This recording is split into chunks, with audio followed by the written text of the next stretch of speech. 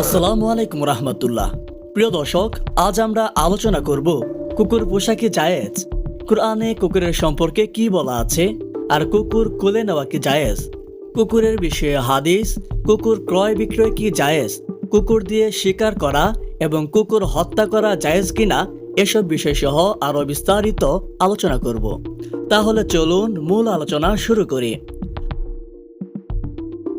আল্লাহ রাব্বুল আলামিন কুরআনে বলেন, পৃথিবীতে বিচরণশীল যত প্রাণী আছে আর যত পাখি দুই ডানা মেলে উড়ে বেড়ায়, তারা সবাই তোমাদের মতো এক এক জাতি। সূরা আনআম ৩৮ নম্বর আয়াত। কুকুর আল্লাহর বিশেষ সৃষ্টি। পাহারাদারির জন্য, ছাগল ভেড়া ইত্যাদির হেফাজতের লক্ষ্যে, ঘর বাড়ি দোকান ও অফিস পাহারার জন্য, অপরাধের উৎস সন্ধান ও অপরাধীকে চিহ্নিত করার উদ্দেশ্যে কুকুর পালন করা বৈধ। ফতোয়াতুল মাহমুদিয়া খণ্ড ১৮ পৃষ্ঠা ২০৬৪, ফতোয়ায়ে আলমগীরি খণ্ড ৪ পৃষ্ঠা ২৪২। প্রিয় দর্শক, এখন আলোচনা করব কুরআনে কুকুরের বিষয়ে কি বলা হয়েছে। আল্লাহ রাব্বুল আলামিন আসহাবে কাহাফের ঘটনার কথা বলতে গিয়ে তাদের সঙ্গে থাকা কুকুরের কথা বলেন। আসহাবে কাহাফের ঘটনায় কুকুরটির কথা মোট ৪ বার এসেছে। এক আয়াতে আল্লাহ তাআলা বলেন, তুমি মনে করবে তারা সজাগ, অথচ তারা ছিল ঘুমন্ত। আমি তাদের ডানে বামে পার্শ্ব পরিবর্তন করাতাম, আর তাদের কুকুরটি গুহার দরজার সামনে তার সামনের পা দুটি প্রসারিত করেছিল। তুমি যদি তাদের দেখতে, তাহলে অবশ্যই পেছনে ফিরে পালিয়ে যেতে, আর অবশ্যই আতঙ্কিত হয়ে পড়তে। সূরা কাহাফ আয়াত ১৮। অন্য আয়াতে আল্লাহ তাআলা আরো বলেন, কিছু লোক বলবে তারা ছিল ৩ জন, আর ৪তমটি ছিল তাদের কুকুর। আর কিছু লোক বলবে তারা ছিল ৫ জন, ষষ্ঠটি ছিল তাদের কুকুর। অজানা বিষয়ে সন্দেহপূর্ণ অনুমানের ভিত্তিতে আবার কিছু লোক বলবে তারা ছিল ৭ জন, আর অষ্টমটি ছিল তাদের কুকুর। বলো, তাদের সংখ্যা সম্পর্কে আমার প্রতিপালকই বেশি জানেন। অল্প কয়েকজন ছাড়া তাদের সংখ্যা সম্পর্কে কেউই জানে না। কাজেই সাধারণ কথাবার্তা ছাড়া তাদের ব্যাপার নিয়ে বিতর্ক করো না, আর তাদের সম্পর্কে আরও কিছু জিজ্ঞেস করো না। সূরা কাহাফ আয়াত ২২। প্রিয় দর্শক, এখন আলোচনা করব কুকুর পোষা কি জায়েজ। তো চলুন সেই বিষয়ে কথা বলা যাক। যে বাড়িতে কুকুর থাকে সেই বাড়িতে রহমতের ফেরেশতা প্রবেশ করে না। তবে যদি বাড়িঘর পাহারার জন্য কুকুর পালন করা হয়, তাহলে সেসব পাহারাদার কুকুর থাকা অবস্থায় রহমতের ফেরেশতা প্রবেশ করাতে বাধাপ্রাপ্ত হয় না। সেই হিসেবে পাহারাদারির জন্য কুকুর পালন করা কিংবা পোষা অবশ্যই জায়েজ আছে। হযরত আবু তালহা রাদিয়াল্লাহু তাআলা আনহু থেকে বর্ণিত, তিনি বলেন, আমি আল্লাহর রাসূল সাল্লাল্লাহু আলাইহি ওয়াসাল্লামকে বলতে শুনেছি, যে বাড়িতে কুকুর থাকে আর প্রাণীর ছবি থাকে সেথায় ফেরেশতা প্রবেশ করে না। বুখারী ৩২২৫, সুনানে ইবনে মাজাহ ৩৬৪৯। প্রিয় দর্শক, এখন আলোচনা করব কুকুর কোলে নেওয়া কি জায়েজ আছে। প্রিয় দর্শক, হযরত আব্দুল্লাহ ইবনে উমর রাদিয়াল্লাহু তাআলা আনহু থেকে বর্ণিত, তিনি বলেন, রাসূলুল্লাহ সাল্লাল্লাহু আলাইহি ওয়াসাল্লাম বলেছেন, যে ব্যক্তি পশু রক্ষাকারী কিংবা শিকারী কুকুর ছাড়া অন্য কুকুর পালে, তার আমল থেকে প্রতিদিন ২ কিরাত পরিমাণ সওয়াব কমে যায়। বুখারী ৫৪৮২। প্রয়োজন ছাড়া কুকুর স্পর্শ করা কিংবা কোলে রাখা জায়েজ নয়। কুকুরের লালা হারাম, গায়ে লাগলে ধোয়া ছাড়া নামাজ পড়া জায়েজ হবে না। প্রিয় দর্শক, এখন আলোচনা করব কুকুরের বিষয়ে কিছু হাদিস নিয়ে। মুহাম্মদ ইবনে বাশশার রাহমাতুল্লাহি আলাইহি হযরত আবু যর রাদিয়াল্লাহু তাআলা আনহু সূত্রে নবী সাল্লাল্লাহু আলাইহি ওয়াসাল্লাম থেকে বর্ণনা করেন, তিনি বলেন, মুসল্লির সামনে পালানোর লাঠির মতো কোনো জিনিস না থাকলে নারী, গাধা ও কালো রঙের কুকুর নামাজ বিনষ্ট করে। আমি বললাম, লাল কুকুর থেকে কালো কুকুরের পার্থক্য কি? তিনি বলেন, আমি রাসূলুল্লাহ সাল্লাল্লাহু আলাইহি ওয়াসাল্লামকে জিজ্ঞাসা করেছিলাম, যেমন তুমি আমাকে জিজ্ঞাসা করলে। তখন তিনি বলেন, কালো কুকুর হলো শয়তান।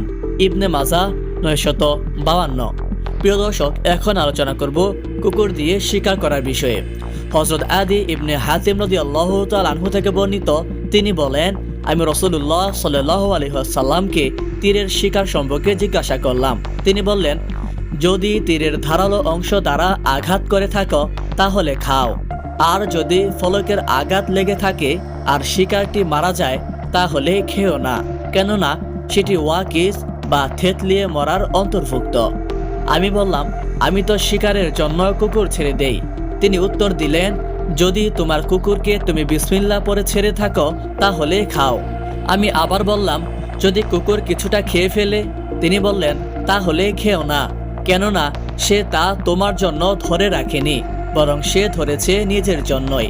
আমি বললাম, আমি আমার কুকুরকে পাঠানোর পর যদি তার সঙ্গে অন্য কুকুরকেও দেখতে পাই তখন কি করব? তিনি বললেন, তাহলে খেও না, কেননা তুমি তো কেবল তোমার কুকুর ছাড়ার সময় বিসমিল্লাহ বলেছ, অন্য কুকুরের ক্ষেত্রে বিসমিল্লাহ বলনি। বুখারী শরীফ 5081 এবং তিরমিজিতে এসেছে 1797 এবং আবু দাউদ এসেছে 2845। প্রিয় দর্শক, এখন আলোচনা করব কুকুর হত্যা কি জায়েজ। হযরত আয়েশা রাদিয়াল্লাহু তাআলা আনহা থেকে বর্ণিত, নবী করিম সাল্লাল্লাহু আলাইহি ওয়াসাল্লাম বলেন, 5 প্রকার প্রাণী বেশি অনিষ্টকারী, এদের হারাম শরীফেও হত্যা করা যায়। এগুলো হলো বিচ্ছু, ইঁদুর, চিল, কাক ও পাগলা কুকুর। ইবনে মাজাহ 3089, বুখারী শরীফ 3080।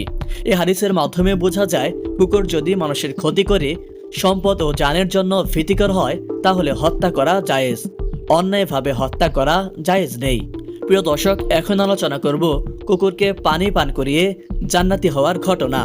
হযরত আবু হুরায়রা রাদিয়াল্লাহু তাআলা আনহু থেকে বর্ণিত, তিনি বলেন, রাসূলুল্লাহ সাল্লাল্লাহু আলাইহি ওয়াসাল্লাম বলেছেন, একবার একটি পতিতা মহিলাকে মাফ করে দেওয়া হলো, কারণ একবার একটি কুকুরের কাছ দিয়ে যাওয়ার সময় সে দেখল পিপাসায় কাতর হয়ে একটি কূপের পাশে দাঁড়িয়ে জিভ বের করে হাঁপাচ্ছে একটি কুকুর।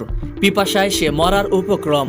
মহিলাটি এই করুণ অবস্থা দেখে নিজের মোজা খুলে ওড়নার সাথে বেঁধে কূপ হতে পানি উঠিয়ে কুকুরটিকে পান করালো।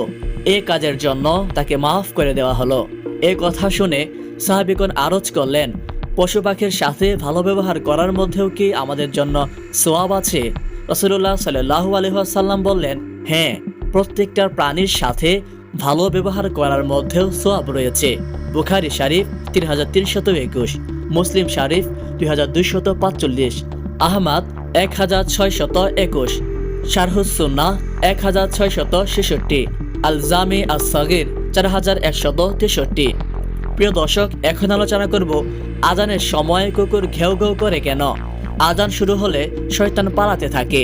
শয়তানের সেই ভয়ার্ত পালায়ন অনেক প্রাণী অনেক সময় দেখতে পায়, তখন সে ভয় পেয়ে কাঁদতে বা চিৎকার করতেই পারে। তেমনি কুকুর এ কারণে কাঁদে বা ঘেউ ঘেউ করে। যখন দেখতে পায় না তখন চুপ থাকে। হযরত আবু হুরায়রা রাদিয়াল্লাহু তাআলা আনহু থেকে বর্ণিত, রাসূলুল্লাহ সাল্লাল্লাহু আলাইহি ওয়াসাল্লাম বলেন, শয়তান যখন নামাজের আজান শুনতে পায় তখন বাদকর্ম করতে করতে পালায়ন করে, যেন আজানের শব্দ তার কানে পৌঁছতে না পারে।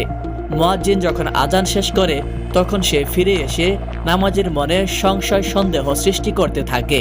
সে পুনরায় যখন ইকামত শুনতে পায় আবার পালায়ন করে, যেন এর শব্দ তার কানে না যেতে পারে। যখন ইকামত শেষ হয় তখন সে ফিরে এসে নামাজীদের মনে সংশয় সন্দেহ সৃষ্টি করতে থাকে। মুসলিম শরীফ 389। প্রিয় দর্শক, এখন আলোচনা করব কুকুর মুখ দেয়া পাত্র পবিত্র করার পদ্ধতি কি। কুকুরের লালা অপবিত্র। কোনো কুকুর যদি মুখ দেয় তাহলে তা অপবিত্র হয়ে যায়। এমন হলে পাত্রটি 3 বার ভালো করে ধৌত করলেই পবিত্র হয়ে যাবে। হযরত আবু হুরায়রা রাদিয়াল্লাহু তাআলা আনহু থেকে বর্ণিত, তিনি বলেন, কুকুর যদি পাত্রটি চাটে তাহলে তা 3 বার ধুয়ে ফেলবে। সুনানে দারকুতনি 193। প্রিয় দর্শক, এখন আলোচনা করব কুকুর ক্রয় বিক্রয় কি জায়েজ আছে কিনা। যদি নিরাপত্তার প্রয়োজনে কুকুর ক্রয় বিক্রয় করেন তবে এটা জায়েজ। কুকুর দিয়ে ব্যবসা বাণিজ্য জায়েজ নেই। মানুষদের থেকে কুকুর প্রীতি দূর করার উদ্দেশ্যে নবী করিম সাল্লাল্লাহু আলাইহি ওয়াসাল্লাম কুকুর পালন কিংবা বিক্রি করা ইত্যাদি সবকিছুই তিনি নিষেধ করেছিলেন। পরবর্তী সময়ে মানুষের প্রয়োজনে আসে এমন কুকুর, শিকারী কুকুর, পাহারার কুকুর ইত্যাদি বিক্রি ও পালনের অনুমতি দিয়েছেন। মুসনাদে আহমদ 14411, সুনানে নাসাই 4295।